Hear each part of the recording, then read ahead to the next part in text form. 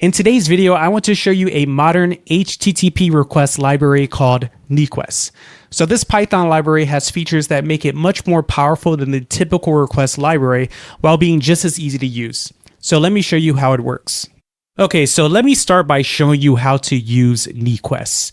So first I have this script with requests set up, and I have requests installed in my virtual environment.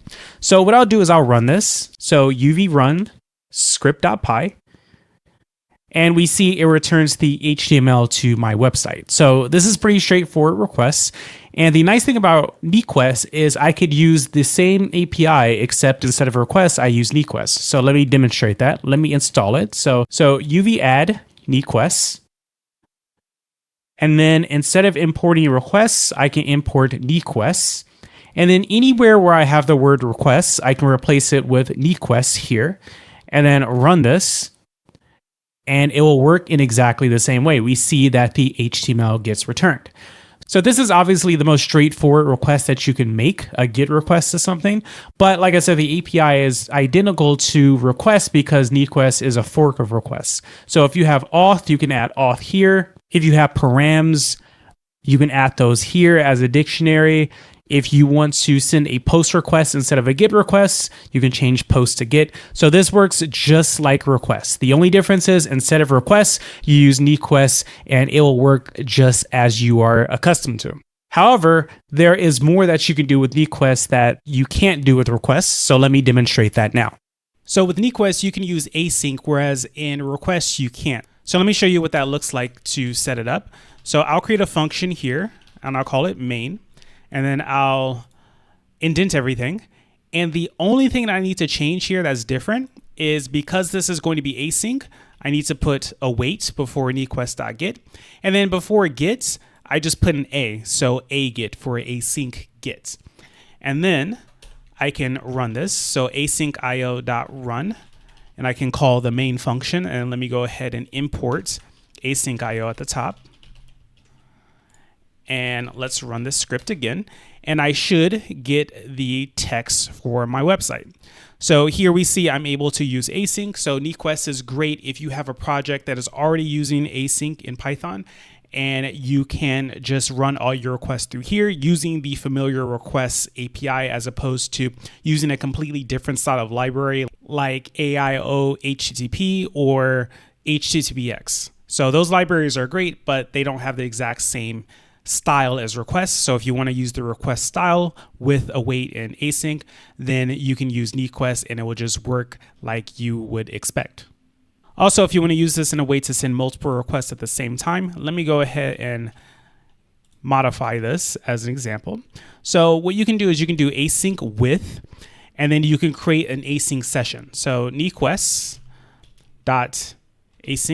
session, where you can import async session directly from Nquest at the top. And then we'll just call this session. So then what I'll do is I'll create a list of requests. So let's just call this request list. And inside of this list, I will do session.get.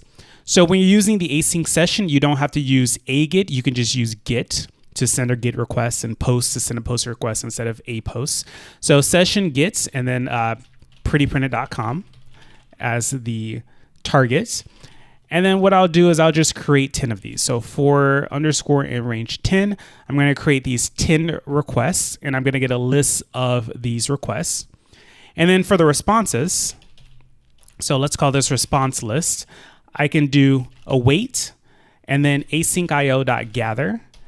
And then I can pass in the request list. So star in the request list. And what gather will do is it will wait until all of these are done, and then it will put them all into the response list here. And then what I can do to just demonstrate that it's working, instead of printing the text again, I'll print the status code. So I'll say, let's say response.status code for response in response list. And then when I run this, I should see a bunch of 200s. And there we see 10 200s because I was able to send the same request 10 times. But of course, in a real example, you'd send different requests, but you can send them all at the same time with async and then get the responses once they're all ready, and then do whatever you need to do with them after that. So this is great if you're already using async in your project, but what if you aren't and you still want to get some of the performance benefits? Well, Niquests is great because there is a way to send multiple requests at the same time, even if you're using synchronous code. So let me go ahead and demonstrate that. So let me comment out all of this here. And so what I'll do is I'll start by creating a session. So we'll say with Niquest.session. So this is not an async session. This is synchronous code. So with session. And then inside of here, I need to say multiplexed equals true as session. So what this means is basically if you are sending a request to a server that supports HTTP 2 or 3, then you can actually send multiple requests at the same time without waiting for the response to the first few requests or however many you send. So this is great because it will save on resources and it will make things a lot faster. So I'll demonstrate the timing, but to show you how the code works first is I'll create another response list. So response list here, and then I'll do session.get and I'll send a request to my website again. So prettyprinted.com. And I'll do the same thing for underscore in range of 10. So this is going to send 10 requests, but typically in synchronous code, if you do this, then it's going to send one request, wait for it to get back, then send the next, wait for it, and then continue just like that. And that can be slow depending on how long it takes each response to come back. But with this multiplex true, it will allow you to work with a code in such a way that you can wait for all of the responses to come back, even though it is sending them all at basically the same time. So to do that, you can do session.gather and you pass in the response list here and just a star. And then you can print out the codes. So I'll do response.status code for response in response list. And I think I spelled response incorrectly there. And then I can run this. So run this and just notice how quickly it returns. We see it returned all of those. So it sent 10 requests, even though this code is synchronous, and it returned them pretty quickly. So to kind of demonstrate what's going on here with the time, I can do from time, import time. And what I want to do is I want to have a start time. So I'll do start time. And then after, I will print how long everything takes. So print, and we'll create an F string. We'll say time spent. And this will be the current time minus the start time, right? So now let me run this. And this will return in 2.1 seconds. So that's pretty fast to send 10 requests.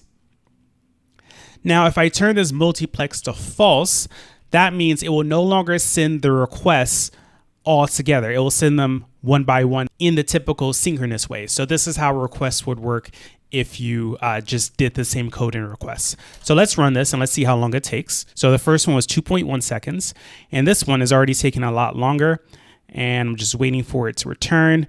Okay, so this one comes back in 8 seconds. So by having this multiplex true, and by sending a request to a server that supports HTTP 2, I am able to get results 4 times faster, basically, because I'm using this multiplex true. And by the way, this works automatically in Niquests, where it will try to send multiple requests at the same time. However, as soon as you go to access one of the responses, then it has to wait. So we see here, I'm not actually looking at the responses before the session.gather. So the session.gather will wait for all of the responses to come, and then this print will execute. Whereas if I try to look at the results for each of the responses right away, then it will convert back to the synchronous code that you're familiar with. So just keep that in mind when you are using Niquest. Make sure you gather the results first before inspecting the actual contents of the responses. So that's the biggest feature that I want to show you, this multiplexing when it comes to sending requests in synchronous code. There are a bunch of other features that Niquest has as well. So support for WebSockets and unit sockets are another feature. Also support for SSE. These aren't typical in a server-side app. Typically, the server wouldn't be connecting to another WebSocket or SSE server, but if you needed to for whatever reason, you could do that.